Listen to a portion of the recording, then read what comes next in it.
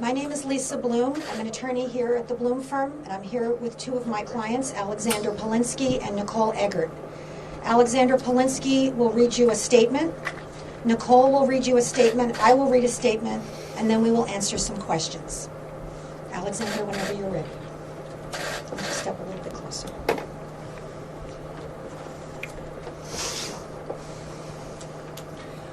I was sexually harassed by Scott Baio and ultimately assaulted by him between the ages of 12 and 15 years old. Getting the job on Charles in Charge when I was 11 was one of the most wonderful things that had ever happened to me. It represented everything good about my life and my future. My excitement did not last long. During the first year of the show, I was 11 or 12, I observed Scott with our co-star Nicole on his lap backstage. I was so naive, I innocently hopped on his lap, expecting to hear a story about Fonzie or Happy Days, or something awesome. Scott Baio was a hero to me. I was 11 years old. Instead of telling us a story, Scott immediately threw me off him and began angrily calling me faggot, while Nicole laughed. I felt confusion, shame, and then fear when I realized I had judged the situation wrong. It was not innocent.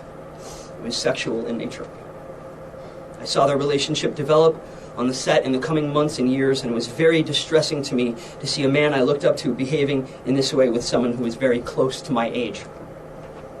It made me question my place on the show, my safety on set, and sent me into a depression. As I was coming to terms with this, Scott Baio began a pattern of abuse that was unrelenting. Mr. Baio repeatedly told me about gay sex acts that he told me I would grow up to perform. I would protest and ask him to stop saying these things, but he said it was for my own good. Scott told me of his sexual conquests with young girls and the co-stars of the show. At the same time, tried to convince me that I was unlovable, defective, and branding me with the most vulgar words for homosexuals that exist. Scott pulled down my pants in front of over 100 people, and on another time he laughed as he cut a hole in the canvas wall of my private dressing room on set and exposed his genitals to me. One of the most painful memories of my childhood was when Scott and I were backstage waiting to enter the set for a scene. I faked a basketball to him. He got startled, and in anger he assaulted me by throwing a burning hot cup of tea in my face. I ran from the set crying. Scott later apologized, but the abuse continued. Scott Baio told me I was never going to be loved by a woman in my life because I was so effeminate. These slurs became a running gag on set and were almost a daily occurrence in public. It was disguised as humor. Sometimes I would get mad, but most times I'd laugh along while choking back tears. Joking, taken to extremes, becomes hazing, and over longer periods of time becomes torture. I believe I was being subjected to mental torture in retaliation for what I had seen. The abuse continued through the run of the show. The adults around me on set were aware of these things, but were too scared of losing a job on a hit show to act. My parents, they gave me two options: quit or stick it out. It was extremely painful for me to come to work, and I dreaded the teasing and daily attacks on my personality. But I had competed against hundreds of kids for that role. I was hired to be a professional actor at age 11 years old, as a huge responsibility for any person, let alone a preteen. I deserved respect from my peers for what I had accomplished. Both Nicole and I deserved better. We were kids, children, famous actor kids, but we were still kids. I had tried to tell elders, coworkers, and the press years ago when I was very young, but no one wanted to listen, preferring the happy TV family illusion, which we were taught to perpetuate. Here's what I want. I want to finally put this behind me. I wish to be a small part of the change in the world. If kids are going to work in the entertainment industry, modeling, athletics, or any profession, shouldn't they be protected from abuse? Shouldn't they be granted safe passage to do their jobs? I ask you, I implore you to call your representatives and ask for more safety and care for our working youth, and ask for the people who abuse kids to be exposed, punished, and prevented from doing so again. Through the incredible support of strangers, my family, Nicole Eggert, Lisa Bloom, and the simple act of speaking out, the feeling of victimhood is finally healing. I'm interested in healing for all of us. That includes Scott. I'm praying for him in all of this. I still have hope he can realize his wrongdoings, apologize publicly, and we can all have some healing. In truth, that is all I'm looking for. Not fame, not money, not revenge. Healing. Thank you.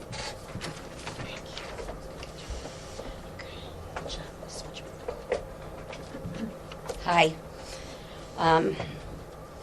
Sorry, this is Nicole Eggert.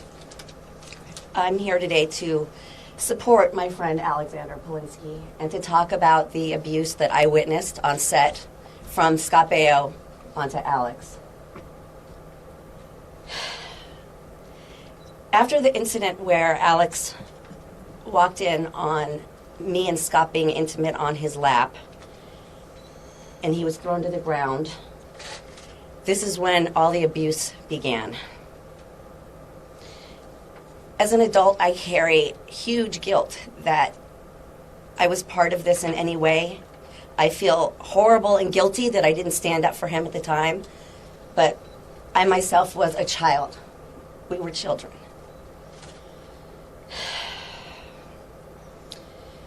Whew. It's harder for me to talk about Alex. And I was also enduring my own abuse from Scott Baio, so it was hard for me to stand up for anybody else when I was trying to find my own truth. But Alex was consistently picked on, tripped, pushed around, berated with horrendous homosexual slurs, all because he was in the wrong place at the wrong time and witnessed something he was not supposed to see.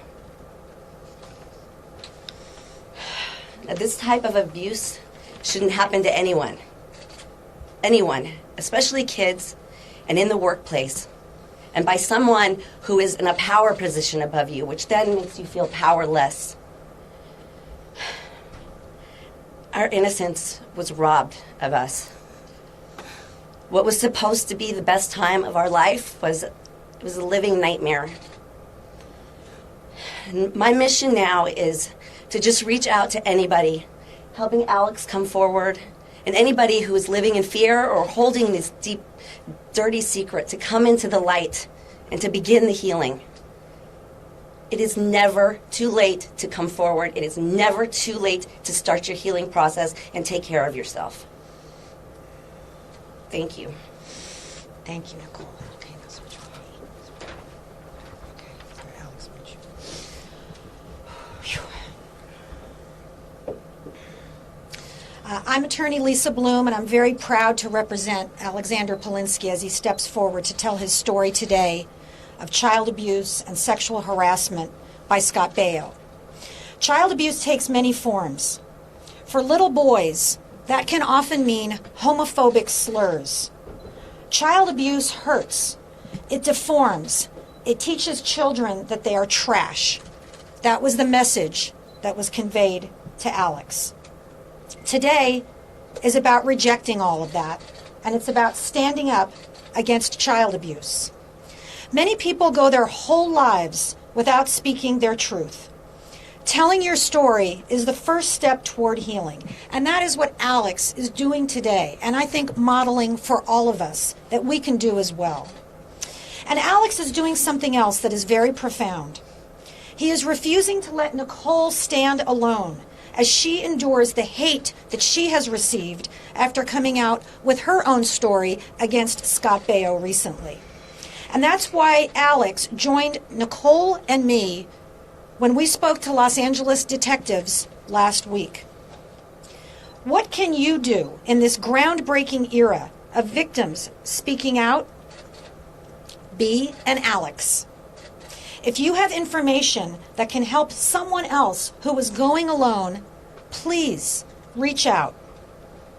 B and Alex, if you are unsure what to do, contact a lawyer.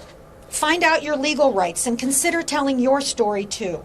It is never too late to speak your truth, as Nicole said. B and Alex, go to the police and give them the information you have. Many people are unaware that the Los Angeles police are currently taking reports of all sexual assault incidents, regardless of when they happened. If nothing else, your story will be on record if others come forward. And if you believe a child is being harassed or abused in any way, please speak up. Let's join together and end this today. Thank you very much. We'll answer a few questions. Alexander, have you spoken to Scott recently, or when was the last time you've spoken to him? And has he reached out at all? He has not reached out recently. I believe about 10 years ago,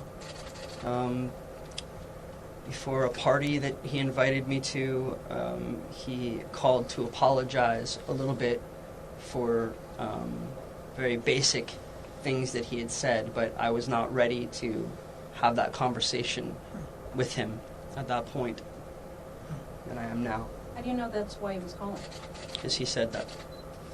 How did his behavior affect you? How did it change your life through all those years? It was extremely stressful.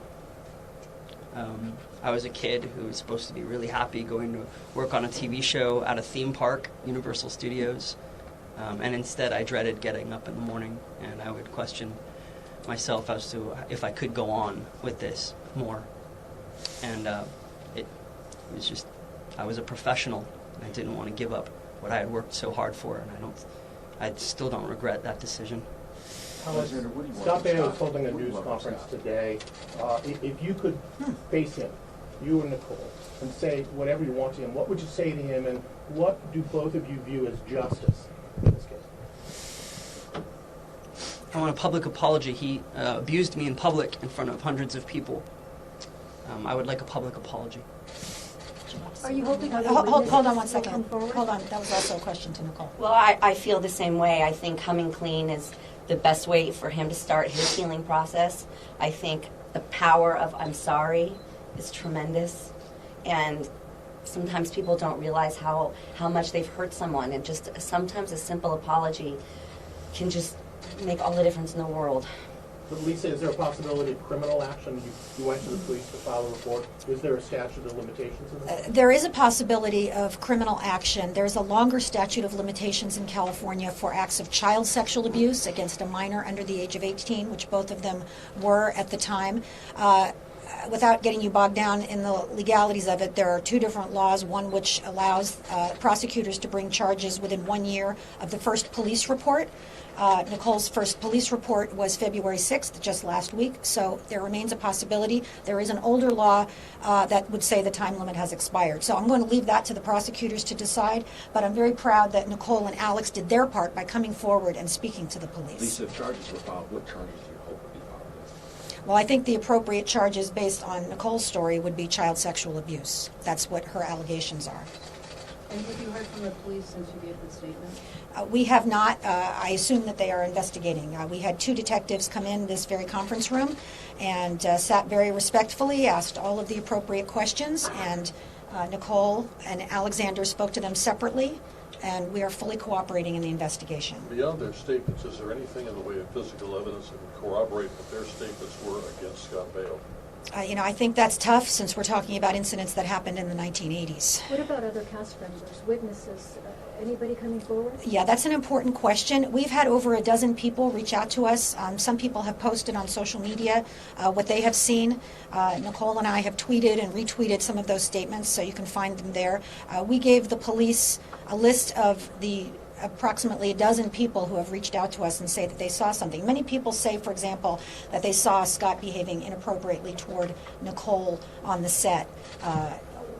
And so they've offered that information, and we've given that witness information to the police. If Scott apologized publicly, would your clients both end their civil or legal pursuits or actions against Scott? Well, there is no civil case. As you heard both of them say, this is not about money. Nobody's asking for money here. I'm doing this pro bono. We're all doing this because we think this is important. On the criminal side, I don't think we want to interfere with a police investigation. That's in their jurisdiction. But as you've heard Nicole and Alexander both say, an apology would be very, very meaningful. What was the first conversation like between Alexander and Nicole over this? You guys want to talk about that? If you want to. You We don't have hadn't to. really shared our complete stories till recently, and it was pretty surprising to hear Nicole's story. And there's a lot we kept inside over the years because of pain. I think people hide a lot of their feelings and a lot of their truth for many years because it's just simply too painful to deal with. And shameful. You feel shame. Nicole, you had talked about a second woman that might come forward. Mhm. Have you communicated with that person? I have Heard not. them No, I have not. I'm leaving that. I'm hoping they went to the police. That's what I Is that hope. one of the women that Lisa's talking about that have come forward? I don't know. But we have more than 10 to 12 on-set witnesses and another cast member that has made a statement. So, You also told us about physical abuse with Scott. Right. And you said that there was someone who saw that. Has Yes. that person stepped forward? that person has stepped forward. It's in the police file. And yes, he saw me being dragged around by my hair from Scott Baio. Why do you think Scott got away with it for so long? Was it because he was czar of the show? Absolutely. And he was demanding. He was a tyrant. Yeah, he's a tyrant. On Was there set. ever any kind of attempt by anyone, yourselves or others? You talked to parents, you talked to people on the set. Did anyone go to the police and say, this is happening? Absolutely not. I was threatened with him going to jail, me ruining everybody's life on the show because everybody would lose their job. I would be sued by the studios and the production companies, and my life would be ruined. And my parents could go to jail. I mean, he was just filling my head with so much fear. Who was saying that? Scott Baio. So there was some indication that you might go forward, and he was afraid that was going to happen? No, basically, after he first started sexually touching me is when he had that conversation, when that conversation began. And you have to understand, he spoke a lot about loving me, and he being in love with me, and us being married one day, and this was very much like an Elvis and Priscilla situation. And so if I told anybody, it would be ruined, and all the lives I would ruin if I told. And how young were you when this began? 14 years old. And the last time we heard from Alex about the last time you heard from Baio, what's the last you ever heard from Baio? The last I ever heard from Baio was when I was invited to be on his show called Scott Baio is 45 and Single. And a lot of people questioned why I participated in that program. But if you understand it in the context, it was a show about him receiving therapy for his womanizing. And I was able to confront him with women's names who I thought and witnessed him mistreat on set. So this wasn't a supportive, fun day. It was a chance to support him getting therapy and possibly, being on a journey to getting help. Thank you. Okay, last question. Nicole, what do you think about him digging in and out with his lawyer, having a press conference at 2 o'clock? I don't know. I don't think that anything I've seen from him seems to make any sense. I feel like when I see him, I think the truth is hitting him, and I think the truth looks obvious when he's accusation.